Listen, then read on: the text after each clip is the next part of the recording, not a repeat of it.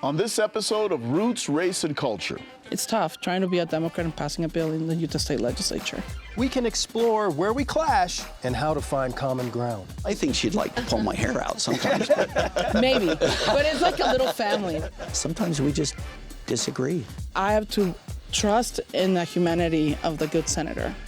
So let's get into it on Roots, Race, and Culture. Funding for Roots, Race, and Culture is provided in part by the Norman C. and Barbara L. Tanner Charitable Support Trust and by donations to PBS Utah from viewers like you. Thank you.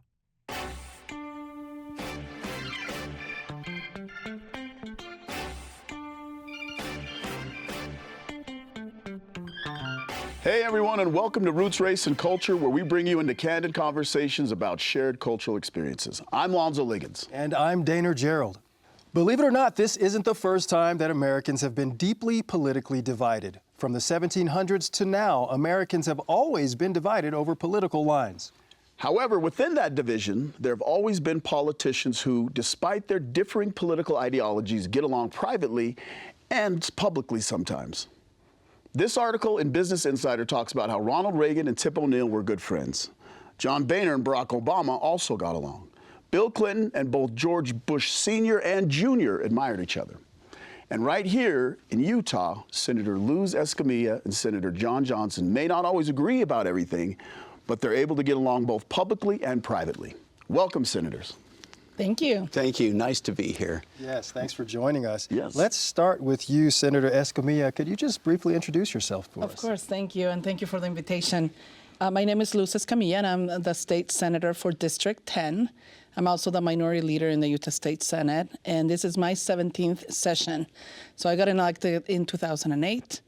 I'm originally born and raised in Mexico, and so I'm a new American by choice and came here to the state of Utah to go to school, to the University of Utah. I also have a beautiful family. My husband and I have 6 children.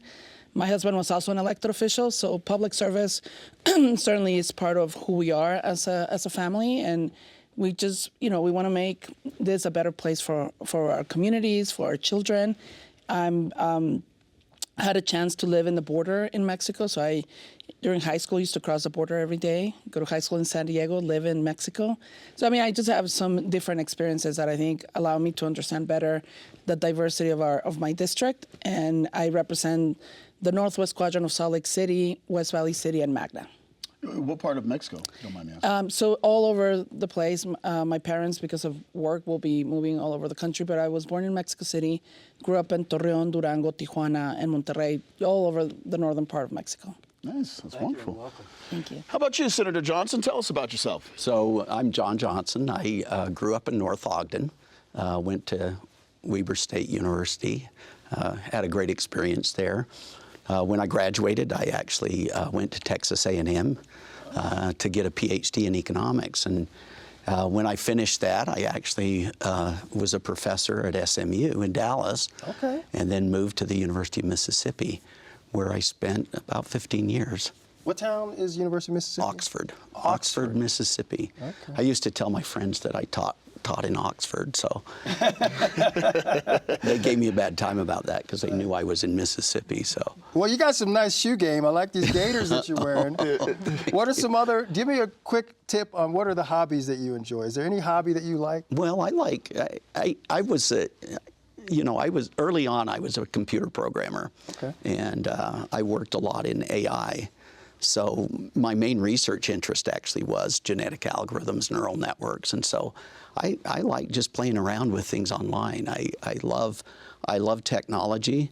When I was growing up in 3rd grade, I played football. And, as the other kids started to grow and I didn't, I kind of figured out that maybe that wasn't my career choice. And so I really love math. I was a math Sterling Scholar in high school. Nice. And, I always had an affinity for, technology too, so. Technology and shoes, got it. Yeah. How long have you two known each other? About 5 years, I think, yeah, because since, this is my 5th season. So I first met Senator Escamilla when I joined the Senate.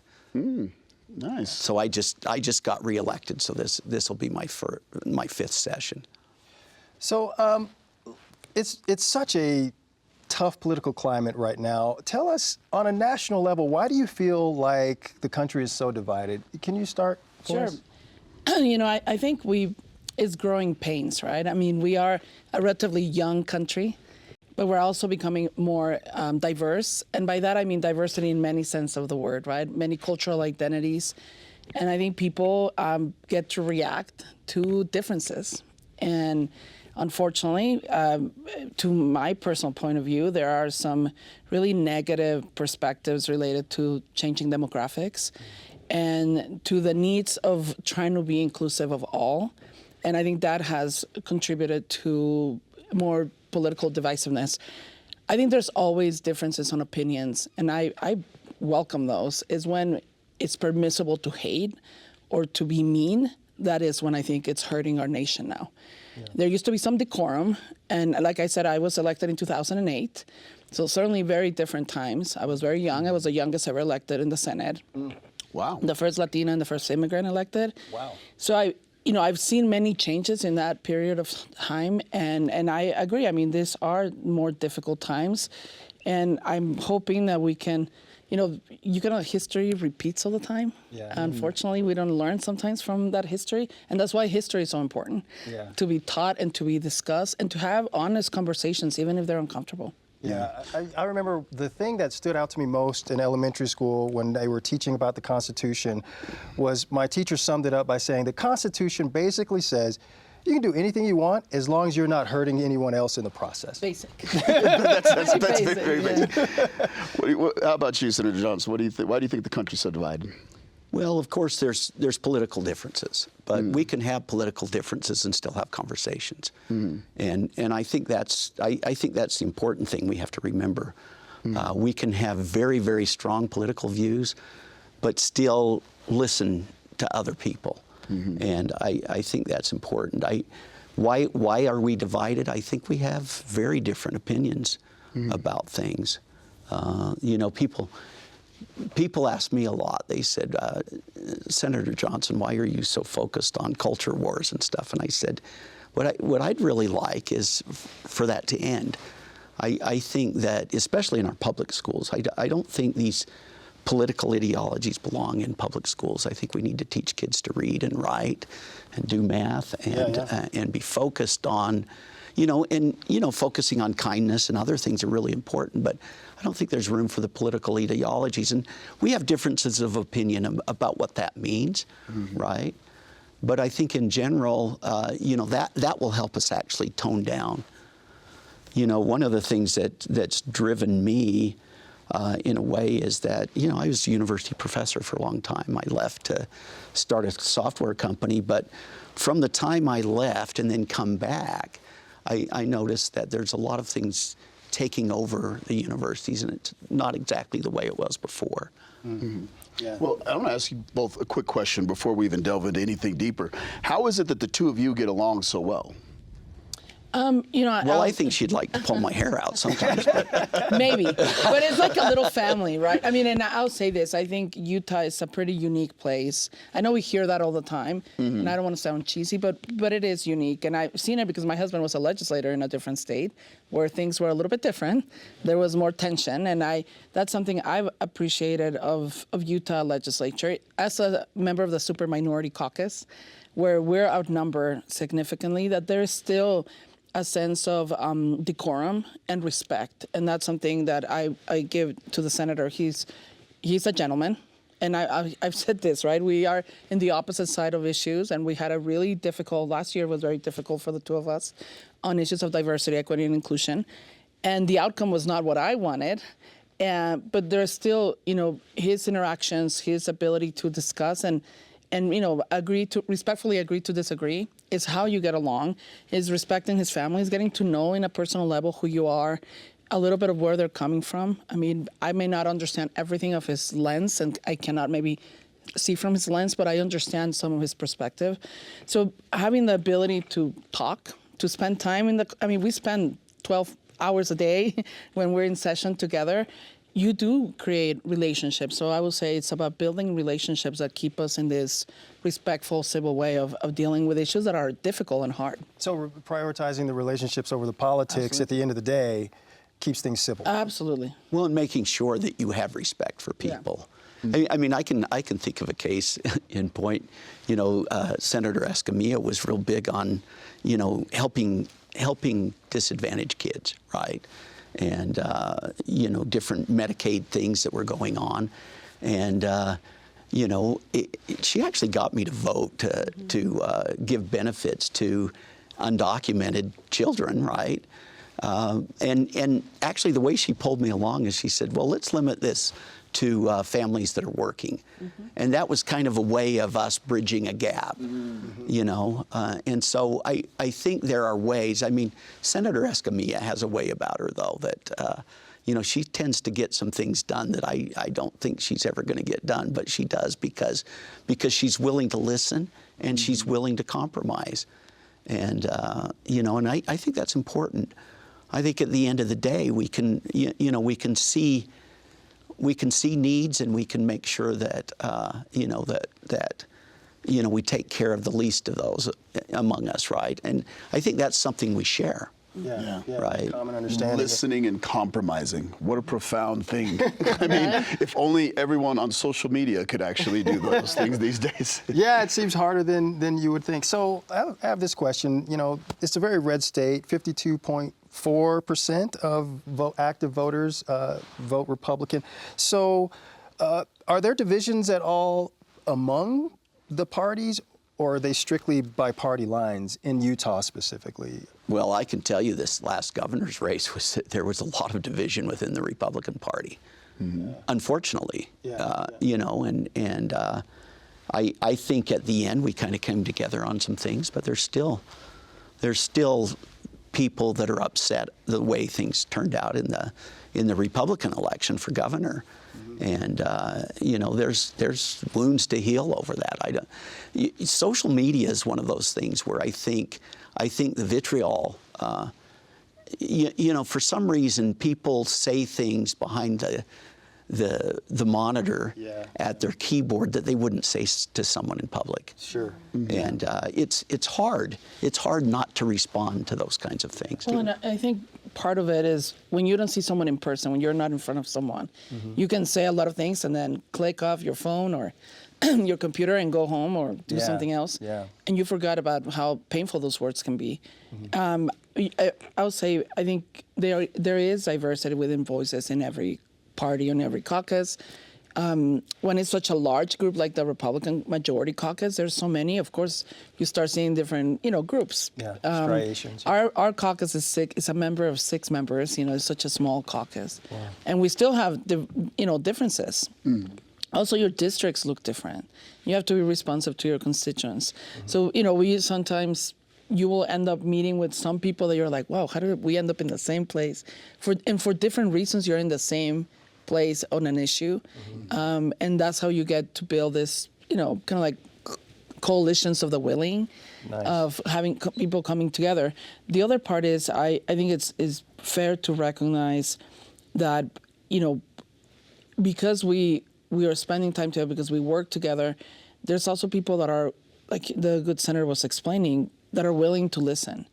I mean, when you understand that people are they may want the same thing, they just may want to get there in a different way. We all want the same. We all want the best for Utah. Right. I mean, I've never met someone who says, no, I want all kids to fail. I've never met someone. I mean, and it's fair to say that, because for someone, people may be like, that person is so mean. How dare? And I'm like, oh no, let's not label it like that. Right. Maybe this person has a different way of seeing well-being or, success in a different way.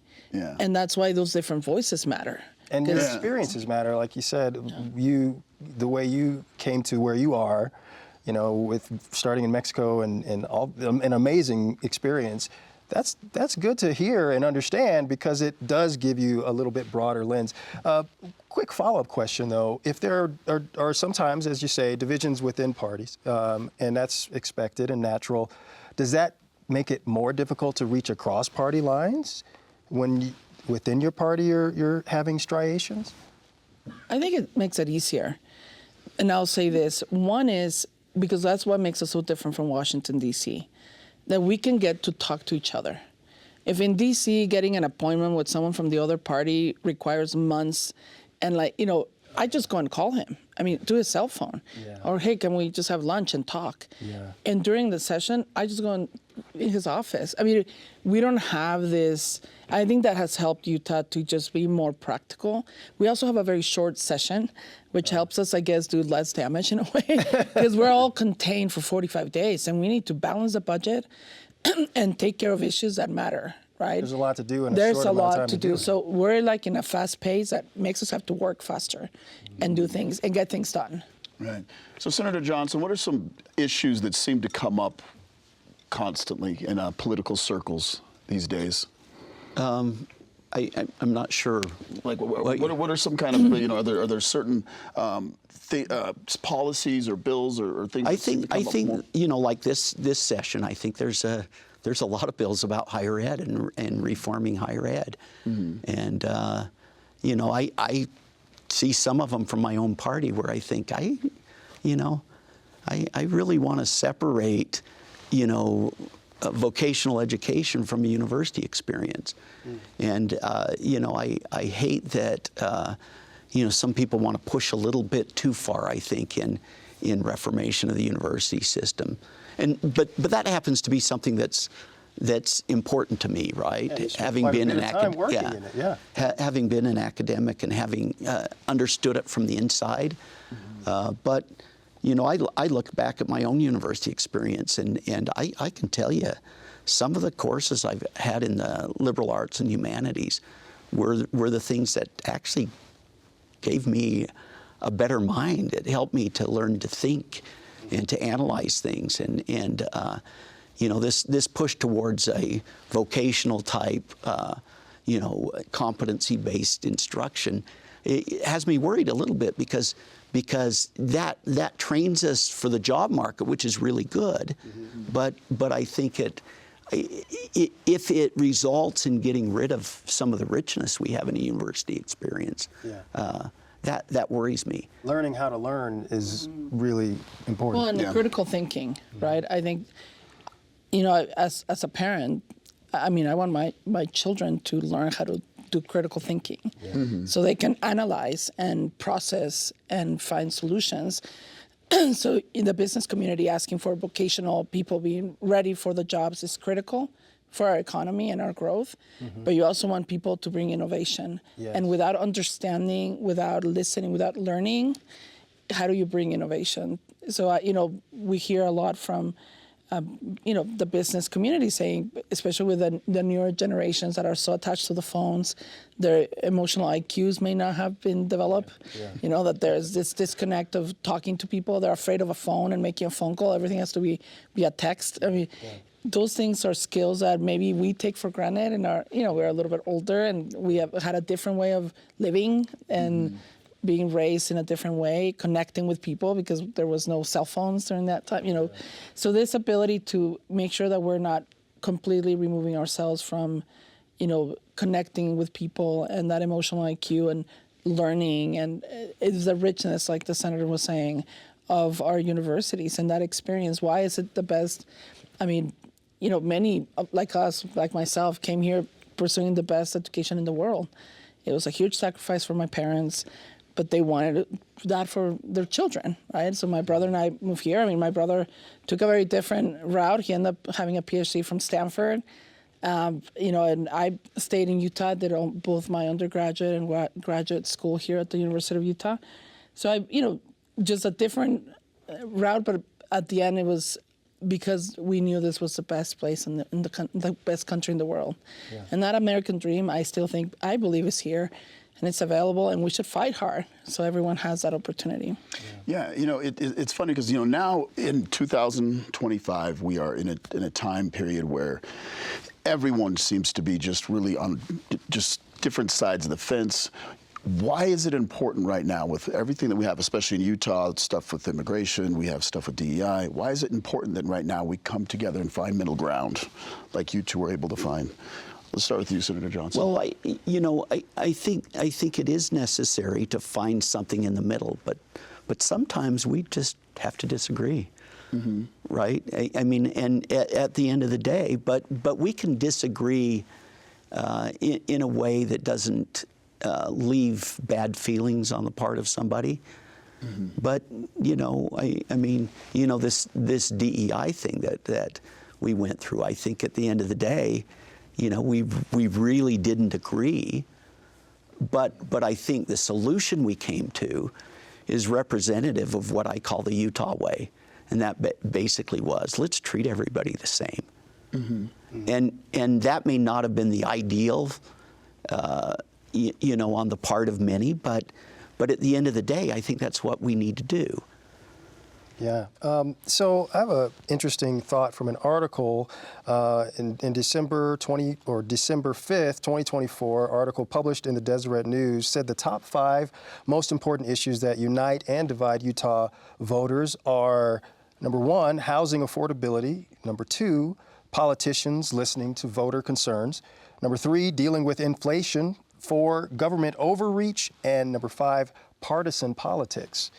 So do either of you feel that these issues are still relevant in 2025? Let's start with you. Oh, of course. Housing's up at the top. I think we might have differing views on that.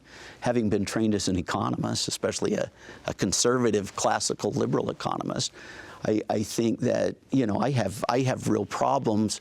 You go back to Bastiat and you think about the proper role of government. What is the government supposed to do and what aren't they supposed to do? And there are consequences to anything that government does. And so I think, I look at a very minimalistic view of government, and other people have a more expansive view of what the role of government is. Yeah, okay. So, in terms of those issues, I think they're pertinent now, and they will continue to be for a minute. I mean, housing has so many factors that are, the market, newcomers. I mean, we are attracting a lot of new people. It's a great state to live. So it is driving cost. So what is the role of government? I think it's a valid question. I believe there is a role of government, and the municipalities and the cities, I mean, we are working with them, because some of them may have a different way of seeing their growth, right? I mean, talking about density, talking about gentrification, I mean, how does that look like and how does that apply? But if you look at all the issues that you mentioned, all of them are social determinants of health. And when you think about social determinants of health impacting the outcome of children, and for me, that's been my priority in my 17 years in the legislature, is children, because they have no choice, right? I mean, to me, it's really hard when people have this really, tough laws impacting children when those kids have no way of making a choice. They are where they are because that's where they were born, because that's who their parents are. So we need to protect their ability to succeed and create a mechanism to address, their social determinants of health, whether it's the air quality they're breathing. So when you look at absenteeism disproportionately impacting the west side of the valley, because that's where the worst air quality is. Sure. Well, of course, when you can't breathe and you have asthma, you're not going to go to school, you're choking, right? I mean, so do we have a responsibility as government to clean the air? Absolutely, I think we do. Yeah. When it comes to housing and people experiencing homelessness, we're seeing more families, what we call surfing, from one couch to another in people's homes. Families living in cars when it's 20 degrees outside. Yeah. We are failing as a society when children are placed in those situations. Yeah. And when you're a paycheck away, which is most Americans now are a paycheck away, or a catastrophic illness, a divorce, or your car broke down, now you can't get to work, but it costs $2,000 to fix the car. What do? You pay rent or you pay the fixing of the car, right? So we're seeing an increase in utilization of our food pantries. Well, of course, these are working families, by the way. Yeah. I am making a request for appropriation for more money to our food pantries, because we're seeing an increase in Davis County, in Bountiful. Right? I mean, you probably may not think of that, but, community as in need, and it's those little things, right? Is my car broke down. I just got a new job, but it takes 2 weeks to get my first paycheck, right? Because, until they process a payment. and you don't think about those things because maybe we all are collectively very privileged that we don't have to think about those things, but most Americans are facing those decisions. So that is impacting children's ability to succeed in school. I mean, and those are, I think, the things that for me are the way we should be focusing the role of government as we're trying to fix some of these issues. So with the same question, Senator Johnson, I ask you, how do you think the role of government should be removed to help improve those issues? Well, I chair the Senate Education Committee. I'm on Education Appropriations. From my perspective, I believe that education is a proper role of government. And so it's easier for me in that environment to be able to have conversations, have compromise, look at what the best path forward for our kids is. I served with Senator Escamilla on the Social Services Committee, and it was an eye-opening experience to find out the degree of need that we have, right? And there we probably had more disagreements, about how far government should go. But that's why in education it's a little bit easier for me, because I feel like that really is a proper role of government, and that we have a responsibility and obligation to train the next generation of citizens of our country, right? Yeah. What about with the housing? Because that seems to be a big issue. A lot of young people are worried about housing. They're worried about where they're going to live. If we remove government from that role, how does that work? And let me just, as you do that, and I'm thinking about like kids who are or young adults who are just getting out of college, who are getting their degree and are looking at the housing situation and be like, I'm never going to be able to afford a home. And they got their degree, they're living the American dream and checking all the boxes they were supposed to, but right now they're kind of hopeless when it comes to that. I guess my first approach to that is to say, are there institutional barriers that are keeping contractors, let's say, from building new homes? Are there zoning requirements that maybe make it harder, right? One of the things is the lot sizes right now. We're running out of property on the Wasatch Front. But I would look at those issues from an economic standpoint and say, in order for something to endure long term, we've got to set up the right incentive structures.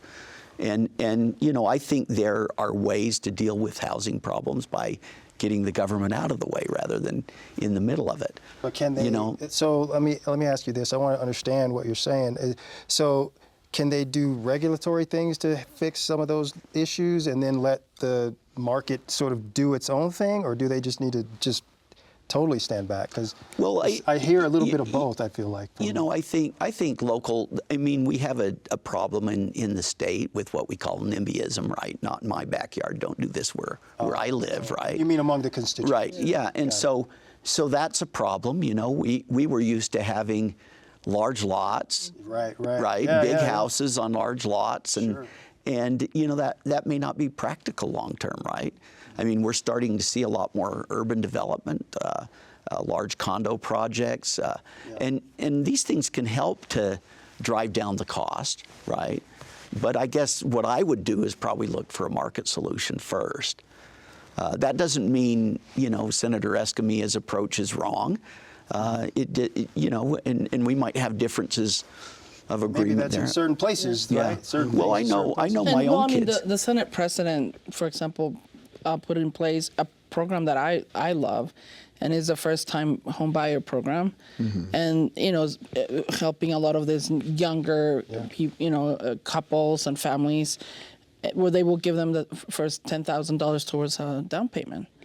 Now, and we were chatting because you have to pay it back if you want to, change if you want to apply to change the, to reduce your interest rates, right? So, for example, that to me looks punitive. Let's not do that. If interest rates are now decreasing, we should help people lower their interest rates so they can have more, more income, disposable income to buy and, food and everything else. Right. So, those are the little things where, to me, that makes sense for the government to incentivize, first-time home buyers, which is super hard to get those down payments. Yeah. And so $10,000 makes a huge difference for many of these families.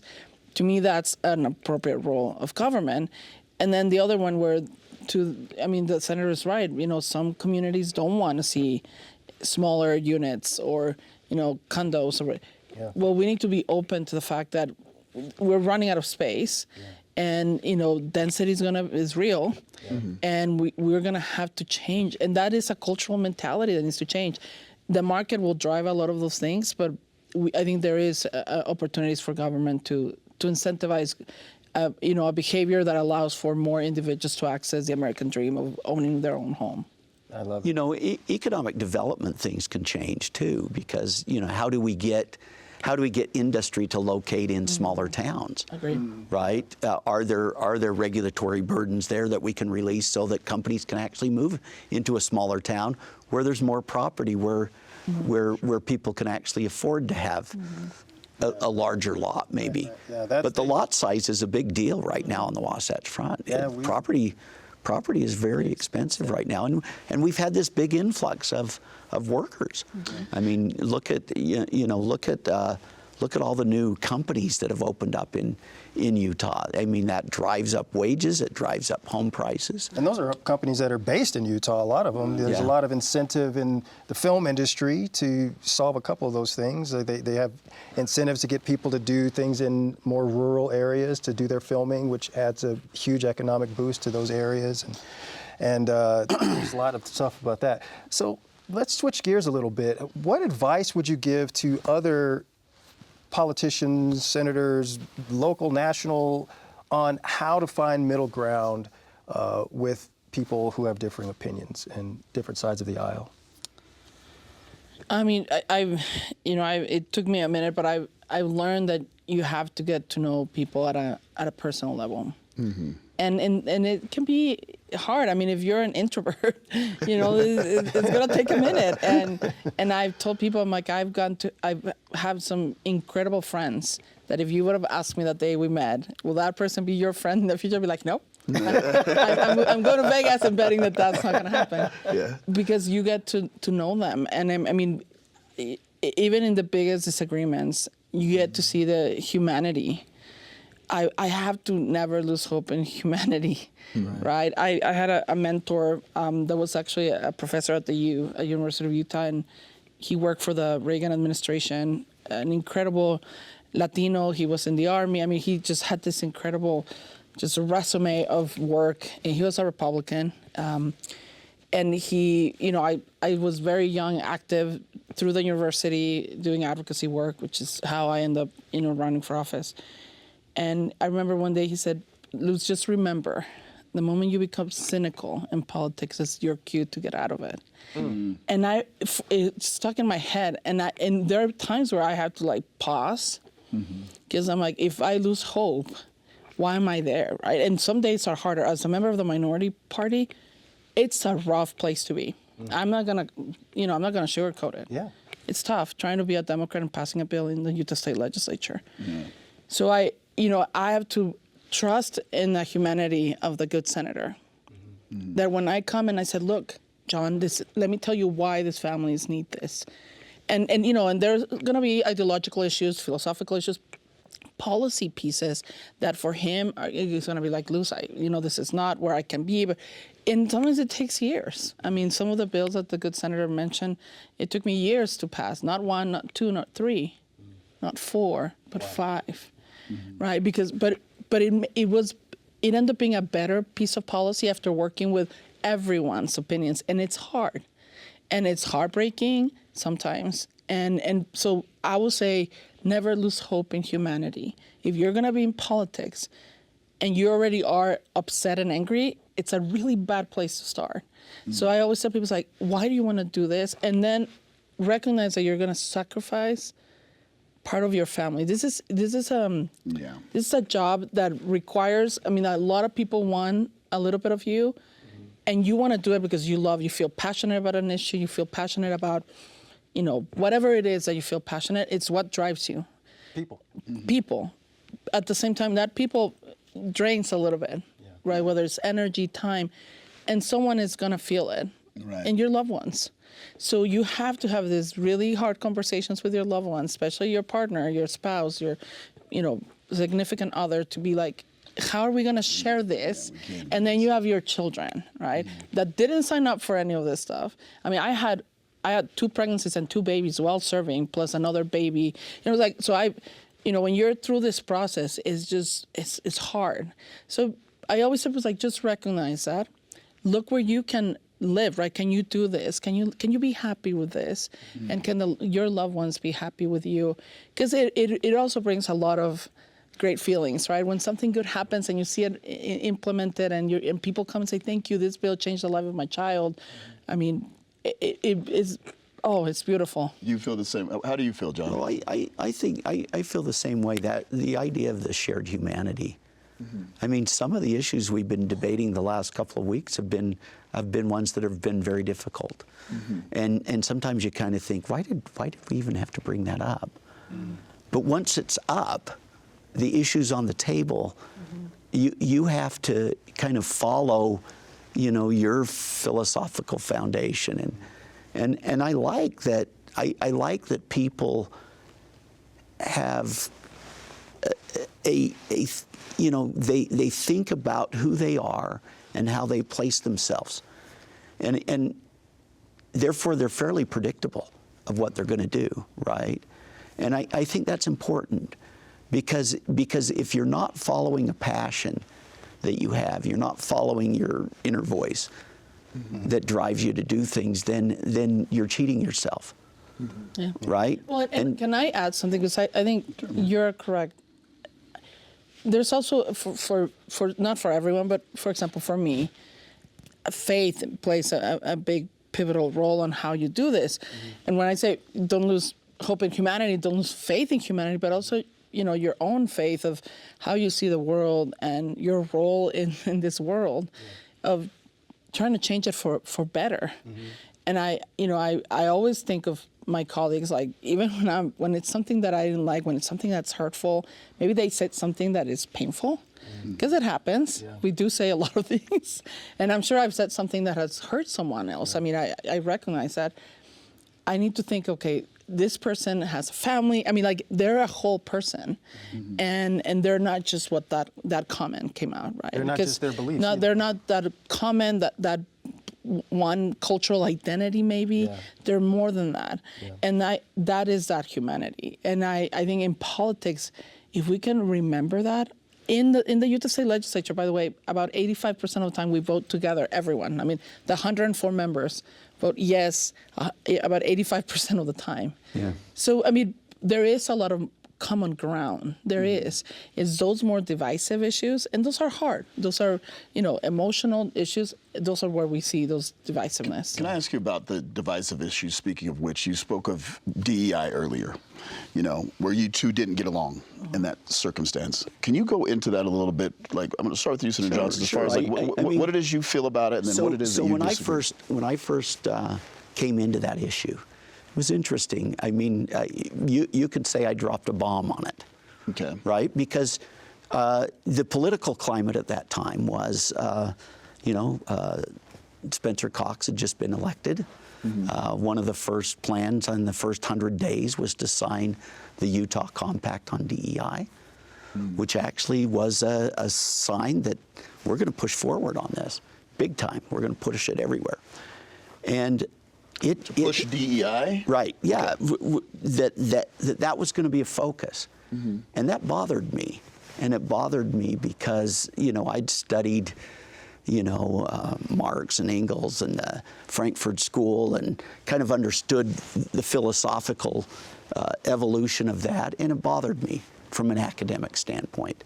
What bothered you about it? Well, it bothered me that one of the things that happened with DEI, if you go back to the Frankfurt School, there was this feeling. I mean, Marx had hit a brick wall in the West.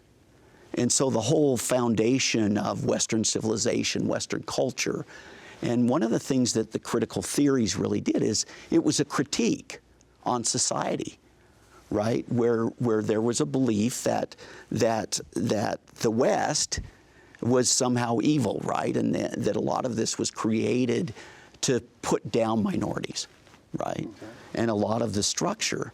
And I didn't see it that way. I think Western civilization survived the way it was because it was the best system. But then that started getting into the universities, and I saw that, right, where the focus of the universities, instead of focusing on Western civilization, the humanities, traditional liberal arts, that started getting eaten away, and it bothered me, because that's the philosophical foundation of our country. Okay. Now, and so that's where I was coming from. But my initial response was, we just need to outlaw this. We need to cut it out. We need to defund it.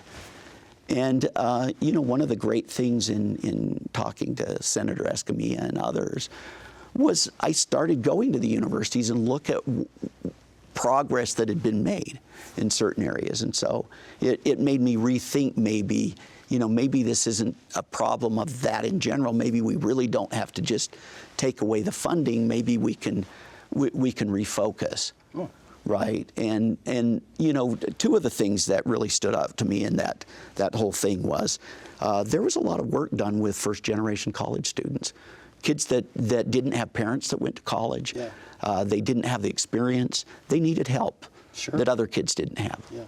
And you know, so that was one that really stuck out to me, and I thought, well, that's actually a good thing. Mm-hmm. Yeah. Right? There's something that's going on that's helping. Sure. Underprivileged students, kids that came from very poor financial conditions. But then I got to thinking, well, why can't we just be fair to all kids, right? I mean, you know, let's refocus these centers on campus to be centers to help students. Do you think they should do away with legacy admissions? I think that's something, actually, it's kind of occurred in a way, right? Mm-hmm. I mean, we used to have these legacy scholarships that kids from out of state, if they had someone that graduated from the college, their parents did, then they could get a legacy scholarship and get in-state tuition. What are your thoughts, Senator? So I think, you know, I heard the concerns, not only from Senator Johnson, from others, that maybe the pendulum went too far, right? And that concern is like, has the pendulum now gone the other way too far? And it's trying to find a middle ground. And when you look at the demographics, because I think we need to recognize this is also a number game, right? Our demographics are changing, and our universities should look like our demographics in the country. Sure. And we're not there. We're not even close, at least not in Utah. Mm. Now we've seen, you know, changes in those numbers, and as you know, and I will say this, I think I'm here because of the Center for Ethnic Student Affairs at the University of Utah. It provided me a place for me to understand better the history of my community in American history, to find common ground with others and find people that I could relate to. And I don't see why that's hurting anyone. Mm. So when they said we're going to close those centers, it was to me a direct attack on my identity as a woman of color, and as someone that, you know, that I recognize I may be the only woman of color in many, many places. Sure. And that that there are other people like you and that you can relate to that. You know, that made a big difference for me. So I was just hoping that we didn't take that away from students that are still struggling with, you know, whether they're first gen. So, I mean, the descriptions that the senator provided, but it didn't matter only race and ethnicity. I mean, if you're a first generation, you're a first generation student, period. I don't care what your color of your skin is. Right. But also for students of color, there are different type of institutionalization of racism that is part of our history. And so to me, it's also silencing history that is problematic. So as we're trying to find the place where everyone feels welcome, where everyone feels included, to me, it's not by erasing who they are and try to make them all the same, because we're not all the same. The four of us are not the same. Right. And I'm okay with that. I just want to be respected the way I am and who I am. So it's how do we get that conversation happening without people feeling scared, without people feeling silenced or, erase is what I think so that was my concern with the piece of legislation. And this was very complicated. By the way, we spent hours on this. This was not two or three conversations. Sure. Yeah. We spent actually an exercise. Both of us did an exercise. I'm laughing right now because it was pretty interesting with people that feel pretty passionate about this, other legislators. And it was like a 6-hour exercise. And that's been one of the most, eye-opening experiences for me, listening to the perspective of someone that is in a totally different place. But, again, you humanize that. And we had lunch together, and we were able to sit. It was this Braver Angels group. Yeah, exercise, yeah. And everybody that was kind of involved with this legislation, we kind of got together and did that. Mm-hmm. Did the legislation end up in a perfect place? No. I mean, we are a super majority Republican state, right? But one of the things, there was an article that came out in the Atlantic, and I thought it was kind of, the article basically said, Utah got rid of DEI without becoming Florida. And I thought that was kind of a unique perspective, but it illustrates some of what we call the Utah way. Sure. Right? And that is that we can work together and we can come to some compromise. Nobody's getting exactly what they want. Right. Senator Escamilla is pointing out some things that I think are still hurtful for certain people. Right? But when I look at what's happened, I mean, Brad Mortensen at Weber State University, he basically doubled down on this, and he said, look, we're going to have these centers for student success. Mm-hmm. He just showed me yesterday the results. I mean, they served about 400 people in the previous centers, all the centers that they had on campus. Sure.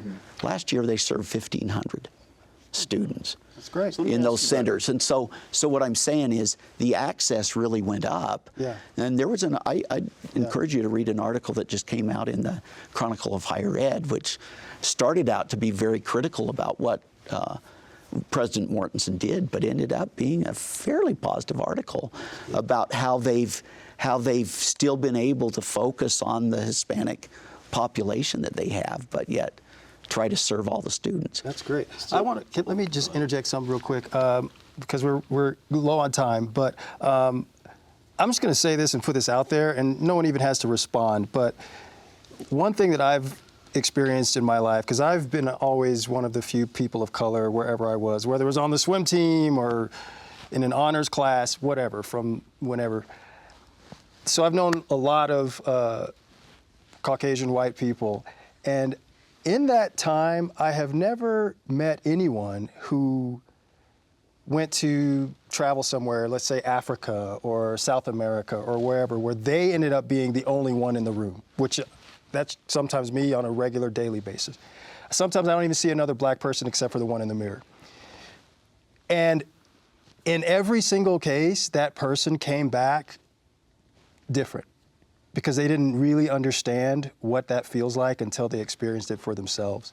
And so sometimes the best way to do that, like you said, Senator, is to listen to other people so you can get that sense of what that means to be isolated and needing a place where you can find somebody who looks like you, who has your experience. And I agree. I think that what you're saying and the way that things are evolving and changing and still working out for the better, like, for example, Weber State, that's awesome. That's good news. But I do think that you can't put yourself in someone else's shoes until you find yourself in those shoes yourself. Yeah, that's a good point. Two quick questions. Well, one quick question for both of you. What are some misperceptions that people have about you? Like, let's say, we'll start with you, Senator Johnson. What are some misperceptions people have about you? You're a white male Republican in the state of Utah. Give me some misperceptions that people have about you. They probably don't think your shoe game is as good as it is, first of all. Well, the thing is, I mean, he drives an Aston Martin. Yeah, well, you get this thing. I mean, when I was running for re-election, one of the things my opponents said out about me is they said, he's a wealthy guy that doesn't understand common people. Now, I thought it was kind of silly to send it to everyone in my neighborhood because I had all my friends calling me and say, what? What's wrong with being a millionaire? I mean, because all my neighbors happen to fit the same mold, right? Probably wasn't the best thing to send out to them. But that is a perception people have.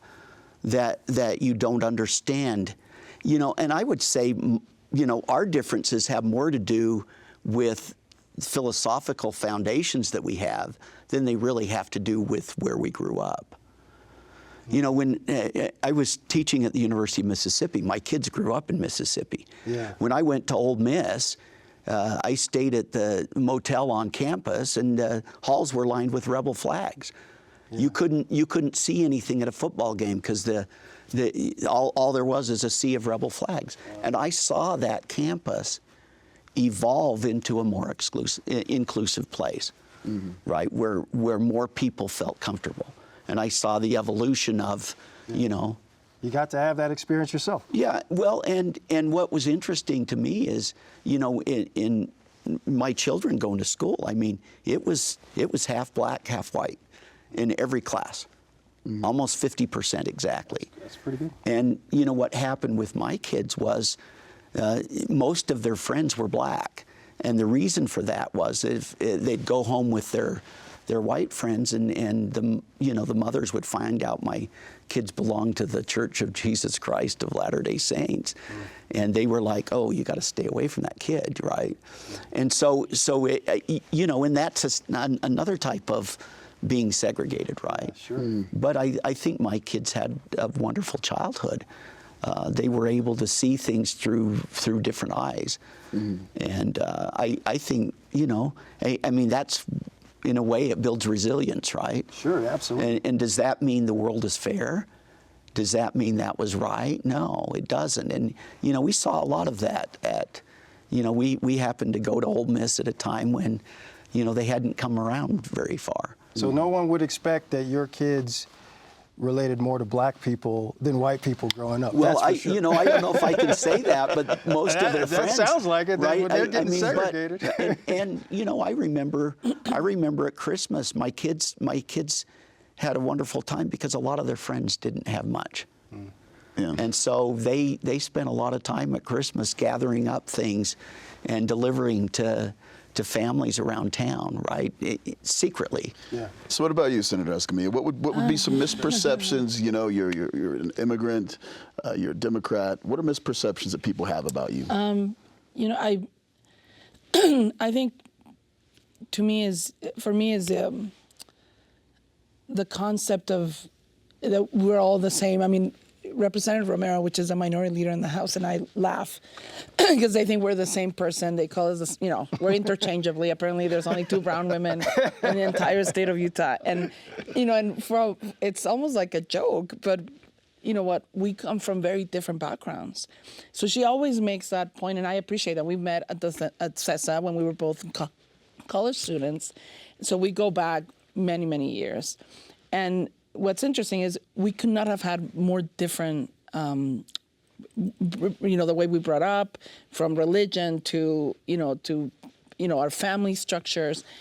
But for most people, they will just classify us in the same box. We do also share a lot of other things in common. So, but I think a lot of the misconception is, you know, usually I have people say, well, I assume that you're this, right? Because you're a Latina, because you're an immigrant. And I'm like, oh, interesting. Well, no, let me show you. Or when you ask about hobbies, you know, like, what do you do?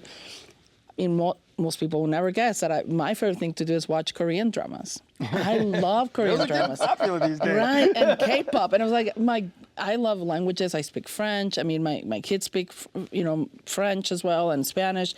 I mean, it's just how we're all so diverse. But I'll say this because this, you know, conversation about DEI and why, well, I think it impacts everyone in different ways. So I have one college student, my daughter, she made a choice to go out of state, and I felt she's safer where she is now, and I wouldn't want her to be in an institution here. Wow. With all those changes, and she's thriving at the University of San Francisco.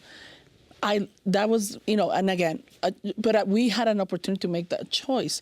And if you look at our students in the state of Utah, we have a lot of many of now that are minority majority schools and school districts. So our trend is changing. This is where I want to talk about a workforce. And if you make it as an economist or like from an economic perspective, those universities better be ready to serve this very different demographic from what it was 20 years ago or 40 years ago. And if you look at the growth of participation of our students, it's still behind, right? So if we are making these changes and you're being selfish about the changes, you better be selfish about what that workforce look like, because you want an educated workforce. You want a workforce that's going to be prosperous too, because that's the economic growth of our state and where we live. So I want to connect those pieces, because what's hard for me is our kids. Well, many of our children won't have an opportunity to go out of state. Yeah, I mean, sure. I see the privilege of my child. Like, I have a very privileged child. But not every kid has that opportunity, so they have to stay here. And now with all this new structuring, I don't think that they're going to be, and we're hearing, from those kids, whether it's a women's resource center. So it's not only about race and ethnicity. I mean, you're talking about gender, our LGBTQ community. I mean, it's all of them. And so how do we make it? And I know it's challenging, because you also want to you don't want to make anyone feel that they don't belong. Yeah, and that is hard, right? Because how do you accommodate to 300 different groups? Probably not. That is the challenge. So I recognize that. But for me is, maybe we all started learning not to make assumptions, because when people make assumptions, we're usually, sure. that's probably not going to go really well. And the surprises come all the time, right? I mean, hearing the story, and I've heard the good senator, I was actually sitting it was a Mexican event, and there was this gentleman next to me, and he said, "Oh, I think you know my brother." And I'm like, "Oh, sure, who's your brother?" He's like, "Senator John Johnson." That's serious. This is like a Mexican event. And I look at him like, oh, and he does look like John. And I was like, oh, okay. And his wife, she's from Mexico, right? Your sister-in-law. And he was super kind. We were chatting. We take a selfie. We texted to him. And I'm like, look who I'm having dinner with. And, he was telling me stories of his brother. He's very proud of his brother. I'm like, of course, he did a successful career. I mean, and he was like, my brother is a good man. And I think it was during this whole DEI stuff. And I appreciated that perspective, right? And I would not have guessed that I was sitting next to John Johnson's brother. But his wife is from Mexico, and we were just sharing a very Mexican Latino event. Yeah. And they're Democrats. And too. they're Democrats. So, I mean, And he's proud of it too, right? Yeah, oh, he's like, my brother is a good man. Yeah. And I'm proud of what all of his accomplishments. I'm like, good for you, sir. You should. He's a great guy. It's where we got to wrap up here, but I want to give you guys 30 seconds each to get some final thoughts in. 30 seconds, John. Give us your final thoughts. Well, all I can say is, who could not like Luz Escamilla? I mean, Senator Escamilla. I can understand the difficulty of being a member of the super minority party, right? And but I think Senator Escamilla brings a special spirit with them in trying to get along and not take things personally. Yeah. And I don't think anybody, honestly, in the Senate really tries to make things personal. Sometimes it seems that way, right? But I think they're fairly careful at trying to not make things personal. Sometimes we just disagree, right? And you have to take it for what it is. I've had bills of mine shot down, and I just thought, man, I worked so hard on that. I felt bad, but you kind of realize that it takes time sometimes to project ideas that may be different than somebody else's. Maybe you're ahead of your times too. Sometimes a bill is just 5 years too early before everybody else sees it. It seems like mine are always that way. That's the trend. That's going to be the spirit from you. It's like, I'm 5 years ahead, guys. I'm going to start my presentations that way. No, thank you for this opportunity. And thank you for letting us have this exchange. We should have more of these conversations. And I think this is what makes America great. These conversations, this ability to say, we may not agree on this one, but let me tell you what we agree. And also to be able to see the humanity in each one of us. And we have, once a year, we have a dinner with only the senators and their partners, spouses. And that's probably one of the best events of the session. And everybody's tired, but we're there, and it's just dinner and talking. And you get to sit next to Senator Johnson or all their colleagues and their family, their spouses, and you get to learn about them in a different way. And that's important too. So I just appreciate that we get to talk outside of the Capitol. And so thank you for that opportunity. Isn't that great? You know, when you think about that, see, here we are, you're both senators, and you guys all the senators get along, you talk to each other, you're able to have agreements and disagreements, but yet you get along. But yet here we are in society, disagreeing, people are cutting people off, not, getting along at Thanksgiving dinners over politics, and yet the actual politicians are getting along. Yeah, that's amazing. Well, and Interesting. Thank you both for showing us that light, that the middle ground is found in our common humanity. And, and that goes across the board. And we appreciate you setting the example amongst yourselves, showing everyone that we can